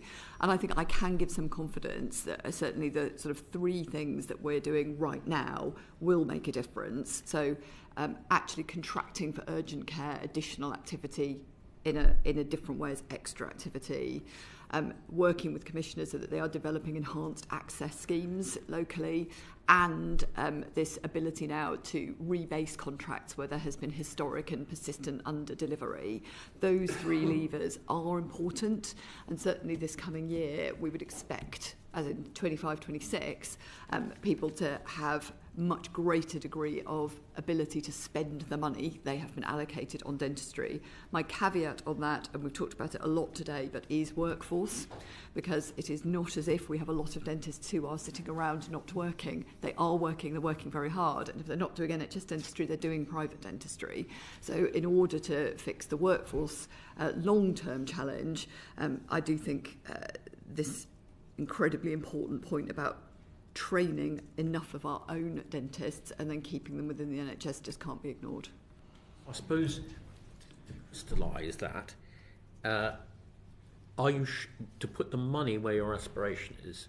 Are you reasonably confident that if we have you back to examine the 25-26 situation, that all the money allocated to dentistry will have been spent? That is absolutely our aspiration. As I say, where I would be concerned is just where we know we have not got enough dentists. So that is my one caveat. But I should add technical point, but I think important, is we are, in agreement with ministers, going to make sure that dental delivery is part of our formal oversight framework for the NHS for next year. So we will be actively monitoring and holding to account ICBs, some of whom are doing an amazing job, but we will be holding them to account for spending this budget. Really helpful. Rachel Gilmore, sorry. It's okay. You mentioned the workforce, which is what I'd like to question you about. So I'm presuming that you've got new data on the dental workforce, which informs the decisions that you make or the initiatives you make. But how are any future initiatives on workforce support and development? What sort of support and development have you got in mind, or data that supports it? I mean, we're very much supporting the use of skill mix, so using the wider dental team in which to provide care. And both in 22 and 23 and continuing since then, resources have been sent out to help the profession and to help providers in utilising that team. And the other part, as I said, is we need to start to think about how a career structure in terms of for the dentists coming in certain localities that don't have the support in terms of their development, that they have that opportunity. But as Amanda said, we do have sort of dentists in full employment. I'm still convinced that there is a number issue here, and that we do need to grow that workforce in terms of numbers as well. So in terms of how we're trying to support it, part of the reform plans and the commitment is to how to make the workforce feel more part of the NHS, because I don't think that's where the workforce feels it is currently. So it is a case of making sure that they are feeling safe in providing that treatment. Aside from the NHS and contractual issues, there is a feeling at the moment, I think, within the workforce that that the current either clinical negligence or regulation system is kind of slightly stacked against them. So there's a real culture within the dental workforce in terms of how it feels in terms of providing care, and I think we need to address some of that. Some of that is about seeing whether legislation could be updated so that those processes can be much better, and that there were discussions that we've had in terms of both the clinical negligence and the regulation system with the General Dental Council. But I think it's really, really important not to lose sight, apart from the incentives, which is really important, that actually it is about making sure that they can provide safe care and feel safe in doing so. So in some respect, everything that we talk about seems really complex, but actually at the basic level, that is the reason, that's the place we need to get to to make sure the workforce then provides the care that we want them to provide. When I use the term workforce, I'm not just talking about dentists. Yeah. I'm talking about, you know, the ability to start as a dental nurse maybe and have the confidence and the ability to grow in your professional role so that... Indeed. I mean, I have a situation in Dulverton, or I had a situation in Dulverton in my constituency where the only person that provided the NHS care was a trainee. And I don't think that's fair. I don't think it's fair on my constituents, and I don't think it's fair on that trainee. We are doing some work in the dental nursing group. Is the biggest registered group within dentistry, and we're doing some work in conjunction with the chief nursing officer in terms of how we can make the whole professional group develop, so that you don't have to leave the profession in order to do it. At the moment, they have to go to dental hygiene, dental therapy, or into management. A lot of the reforms were aimed at dental therapists and dental hygienists as well, and I think that's quite important. Another group we're trying to help as well is the clinical dental technician, actually the smallest registered group who provide removable prosthesis. We've put into plans to give them a preceptorship or a foundation year so that they form part of the workforce there as well, and they can have direct access. And the NHS took the steps that the direct access is able to be provided by the clinical dental technician, dental therapist and dental hygienist. And that's really important. Yes, it took a while from when the legislation allowed it, but now that they can work via direct access. And we've seen some encouraging data in terms of the amount of direct access that's coming out of those groups. Good. So you're talking about retention, aren't you? Yeah, we're talking about retention and how they feel that they can be part of the NHS and how they can develop. Thank you, Richard Gilmore. Peter Fortune, please. Thank you. Actually, I'll pick up on that because a couple of people have touched on this. We're essentially talking about the liberalisation of dentistry to a certain extent here. So the option could be that if you're having a checkup or a filling or polishing, then actually somebody like a dental therapist could do that. And that's not a drop in quality, right? Because they still have 3 years worth of training, but it's probably half the cost. So there was a paper on this by Tim Lernig, I think, which talked about this. Is this something that's being looked at in terms of where that delivery could be? Because that would increase capacity as well. I think we can come back on that. It's not. You're exactly right. Not talking about any drop in quality whatsoever. Yeah. And indeed, really, the cost is a side issue. Obviously, they take less time to train. That is correct. But within the surgery setting, we also think that actually it allows the dentist to develop and work to the top of their scope as well. So we want all the registrant groups, including dentists, to be able to work to the top of their scope. So it's about the team working as a multidisciplinary team. We're not being particularly good at as a profession, as a sector actually on this. Other professions, if you walk into other places that have that split, we still seem to believe that the only work that carries out is with the dentist sitting right next to the patient. And it's something that I think our profession will need to progress on. I think it's interesting because I think the cultural element of this is going to be really challenging. I see Ali wants to come in as well. But I think a couple of people have hinted and touched on this because people want to go and see a dentist, and that's what we need to look at.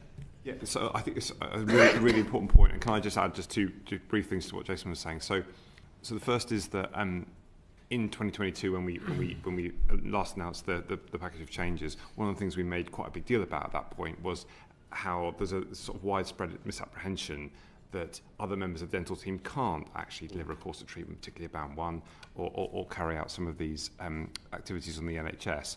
And we've published some guidance on exactly that, and we have seen over the last 3 years the number of courses of treatment that are being carried out by therapists increasing. It's still at a relatively low level, but it's increased from almost nothing to sort of 4 or 5% of course of treatment now.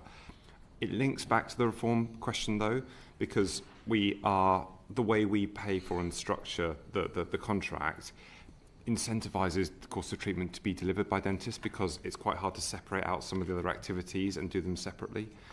One of the things we'd like to address, and we're talking to government about this at the moment, is we are seeing too low rates of evidence-based prevention activities in children. For example, fluoride varnish or fissure sealants. We know those don't need a dentist to be delivered, but the current payment structure doesn't really support them being able to operate independently on the NHS. So one of the things we'd like to do is to be able to better support for example, extended duties dental nurses, to take back to the last question, to be able to do some of that work themselves within the structure of the NHS contract, but really trying to develop the whole team. So I think it's really important to go further on this. I sense, and I know we're short for time, but so I do sense some hesitancy there because there is that cultural shift both with the public. Yeah. What about the profession? How would the profession feel about that sort of change of delivery? Well, I mean, I think the public, whilst there's definitely a core that want to see that specific person, actually the public, as long as you're delivering good care, probably don't have as much We've of a changed, didn't we, recently in terms of seeing pharmacists and GP. But in dentistry, not to do with the remuneration system. It's just that the cultural shift for the public is their relationship with the practice, with the essence of that, rather than with the set individual, and that's been changing a little bit already. In terms of the profession, I think it has been welcomed in all quarters. I mean, the introduction of skill mix and moving on. There are certain parts, I think, that we need to make sure that there is parity within the system for all people that work in it. The NHS's relationship is with performers and people with performer numbers, and part of the aim is we need to make sure that the NHS's relationship is with more than that and making that whole team feel part of the NHS. So I think we have to move and shift that in order to shift the profession sort of feeling part of it. Unions broadly supportive of that direction of thought? Yeah, I've not had anyone approach me and think that the whole idea of skill mix is not something we should pursue, even from the union.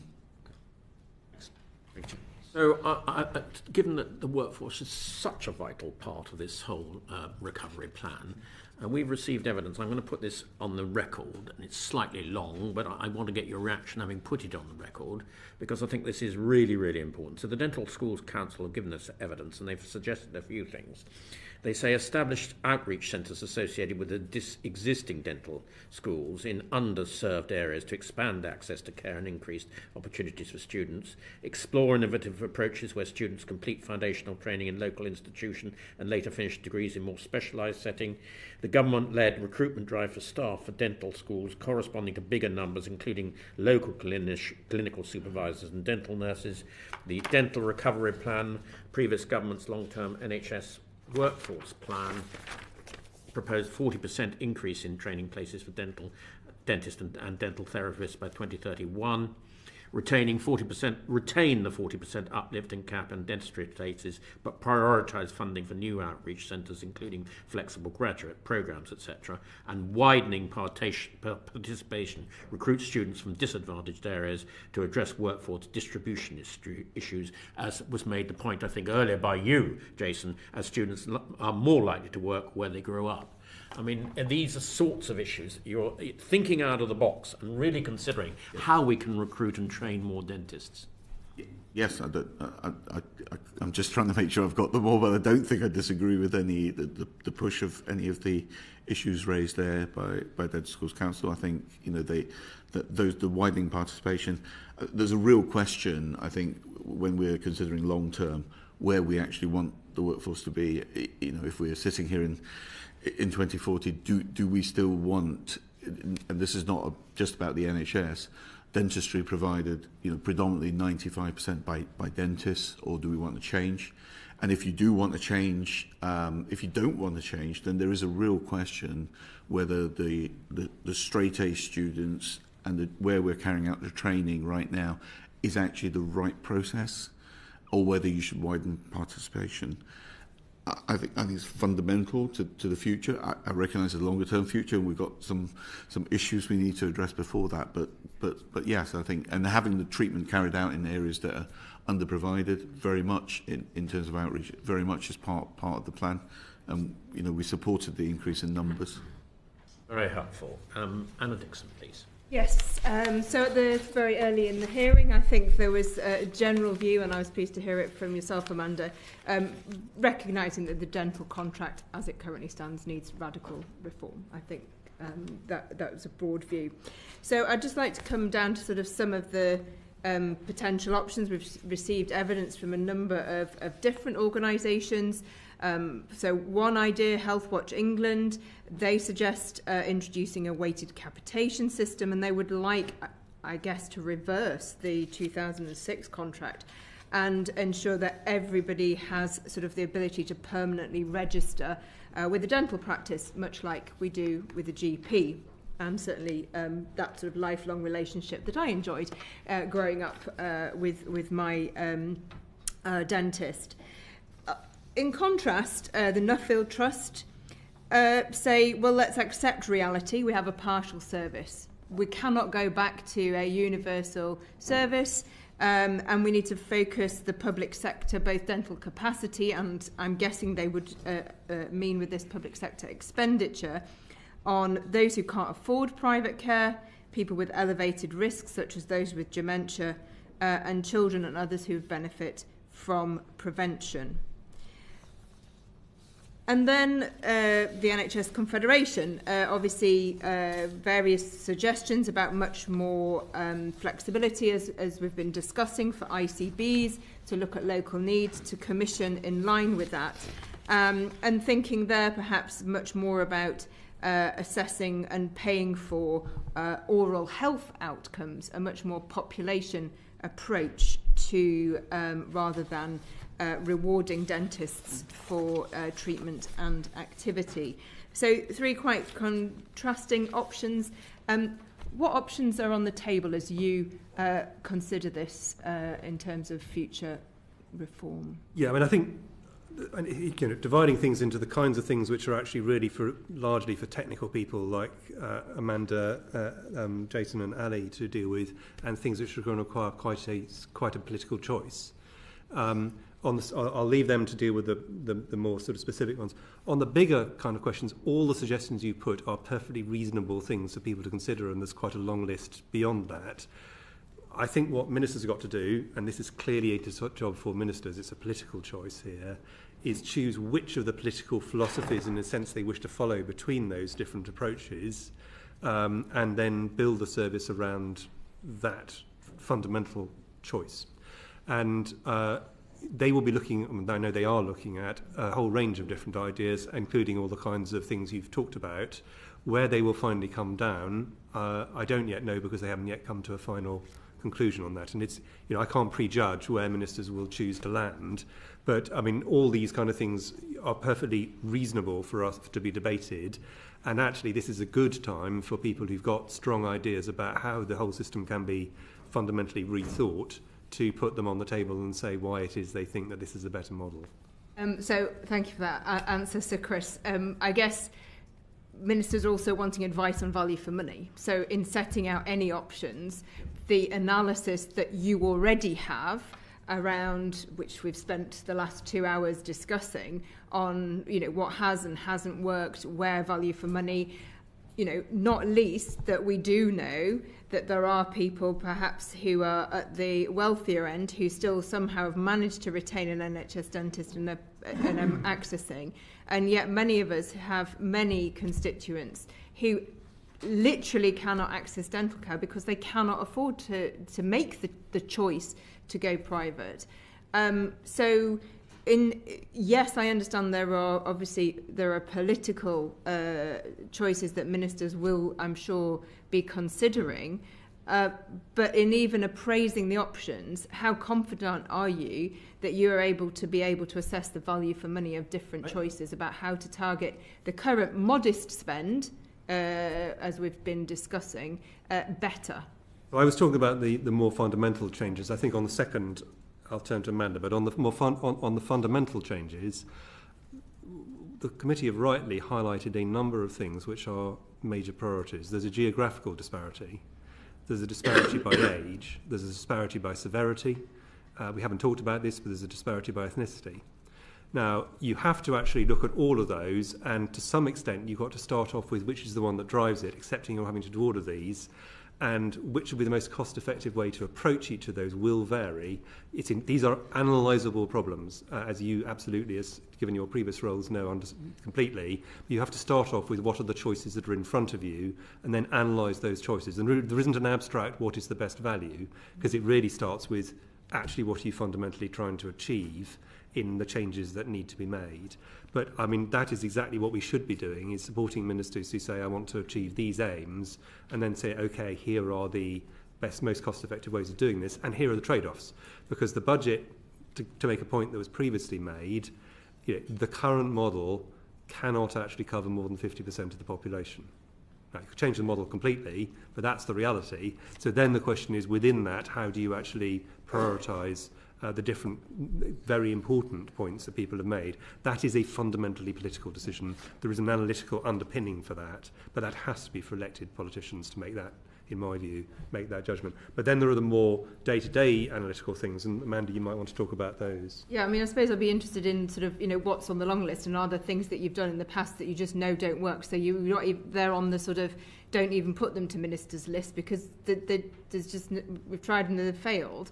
So I suppose I'm just trying to get a sense. I appreciate that you can't prejudge a minister's decision, but I think we are keen in this committee to understand, that there are lessons, and that, value for money appraisals, evaluations have been conducted and are informing future choices on this. And also learning from other, we have consultants who have contracts that allow them to opt certain sessions, but you do then, tie them to doing a certain amount of their working hours for the NHS. That would potentially address the erosion of hours. So I suppose I'm just trying to get a bit more of a flavour without obviously preempting what ministers might be. Well, I'm as someone who, dentistry was new to me when I started looking at this for this committee, and it's been a voyage of discovery, and not a very encouraging one, I have to say.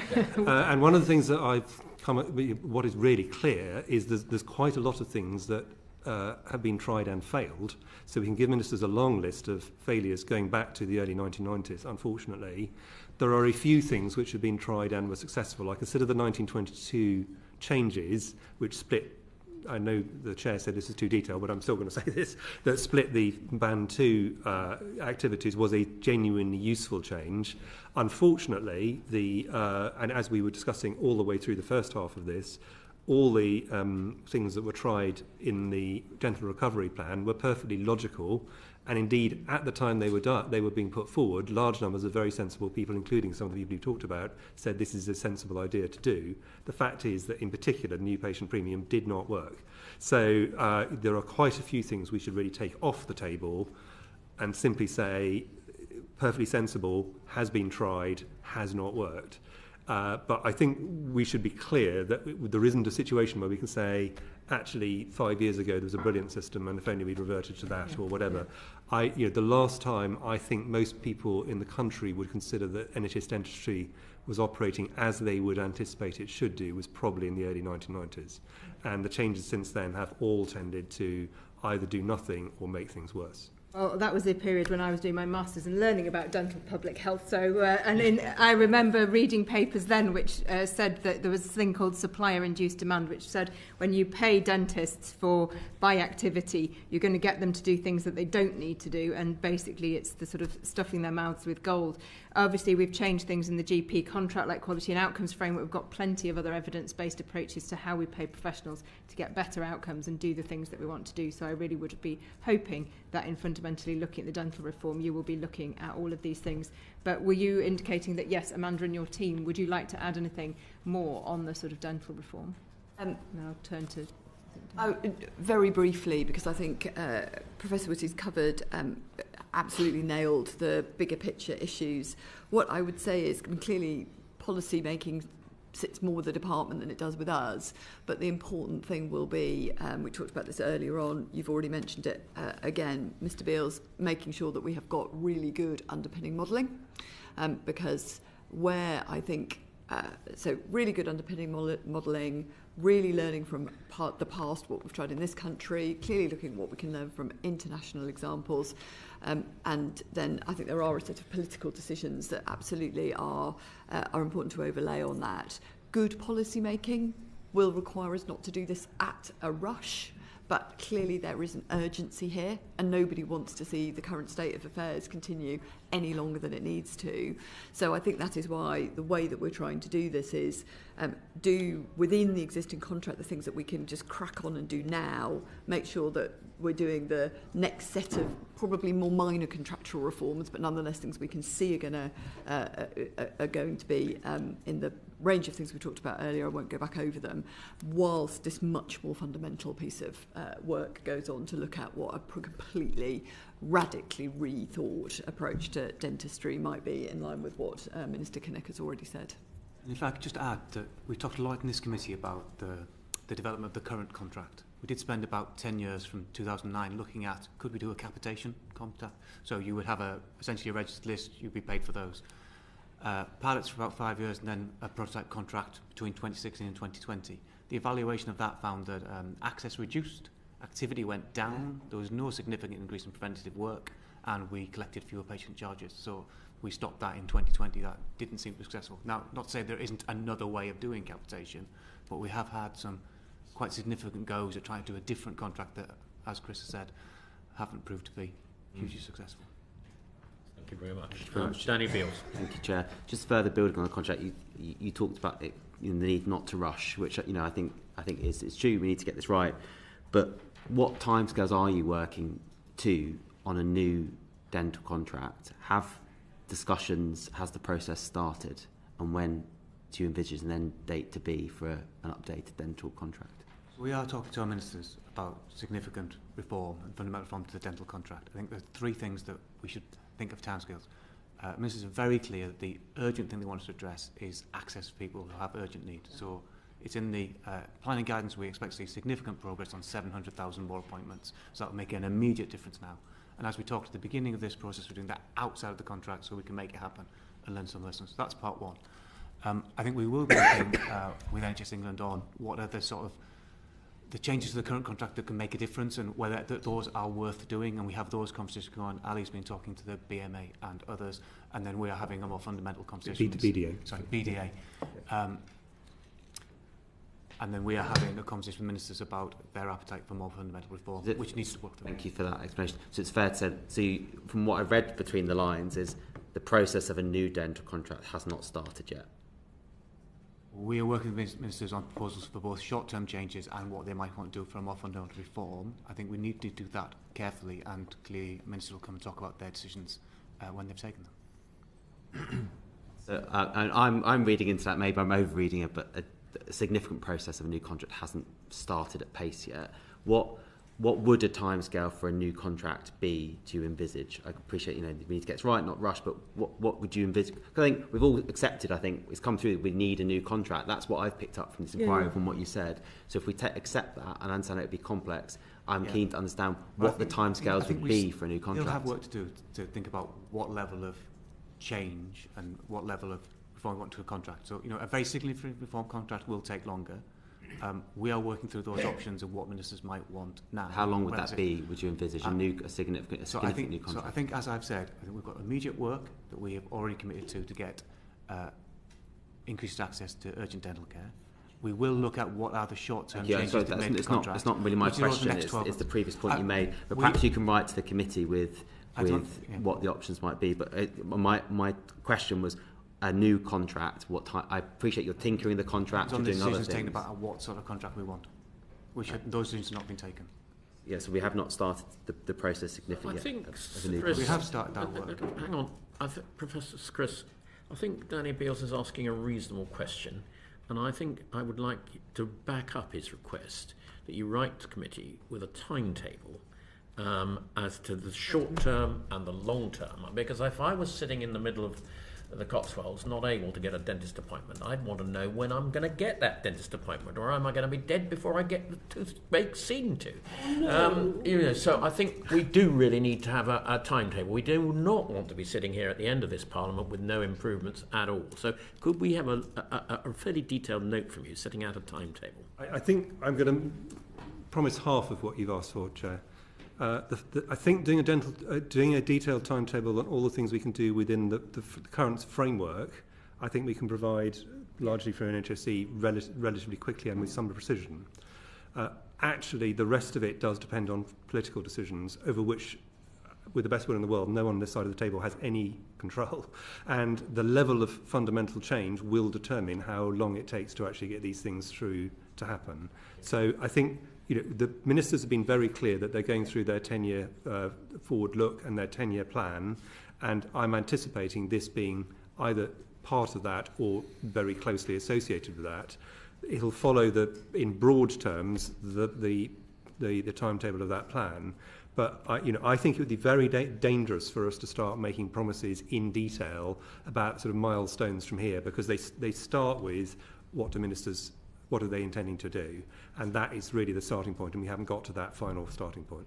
Okay, I've got one other question, and I'm going to bring in Lloyd Hatton. You've got a consultation on fluoridation, you've got a consultation on the Wider Dental Recovery Plan, but I think if I was sitting watching these proceedings, I'd be getting more and more frustrated by saying that I use the system. This is one of my constituents in the Cotswolds. I know what needs to be done to fix it. So my request to you is, to get your reaction, is why don't you have, given that you say you need to, Amanda's been very clear she doesn't want to do this in haste, and I agree with that, but why don't you have a more wider consultation to allow our constituents to give their views? They're the people who are going to be using the system. Why don't you allow them to express them and to formulate part of that long-term improvement plan? Well, so in a sense, I'm going to use consultation in two different ways because they have different purposes. The fluoridation consultation is actually very specific, and as with all government, you have government decisions, you often have specific consultations about a particular thing, yes, no, and then the details of it. That's not what you're asking about. That's not a fundamental thing. The 10-year plan system is the other kind of consultation, which is what you're asking, which is a mechanism by which the general public can feed their ideas into government. They're not given a yes-no choice or a very restricted set of choices. They're actually asked to put their own ideas in.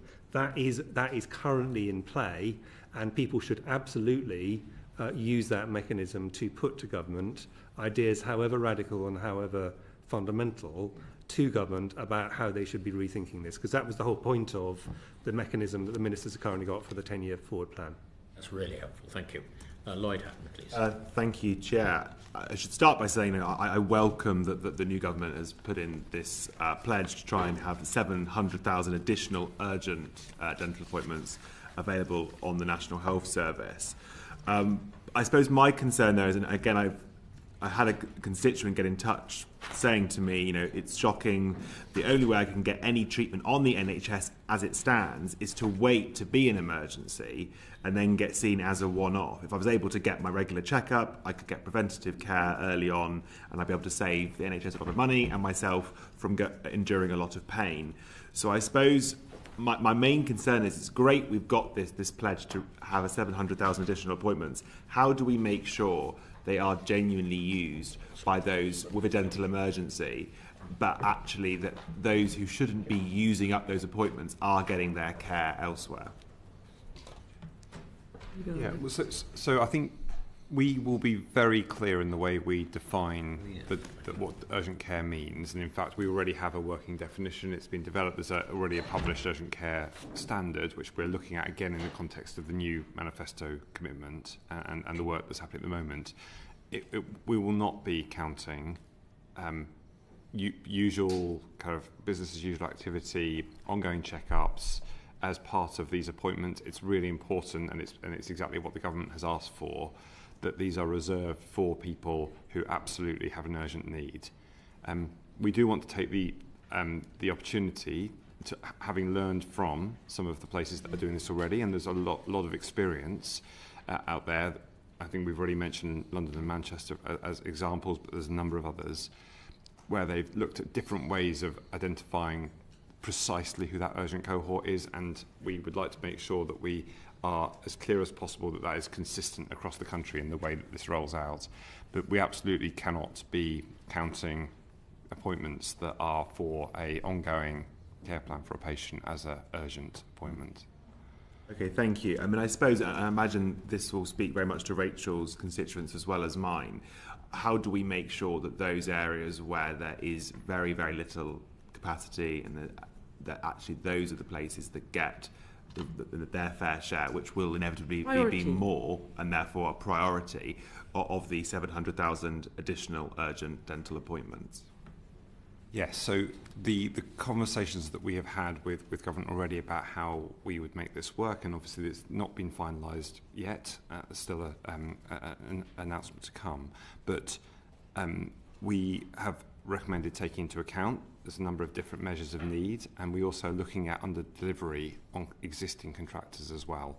So that means that where we've already got poor access in different parts of the country, we will make sure that those areas are prioritised for the additional urgent care appointments.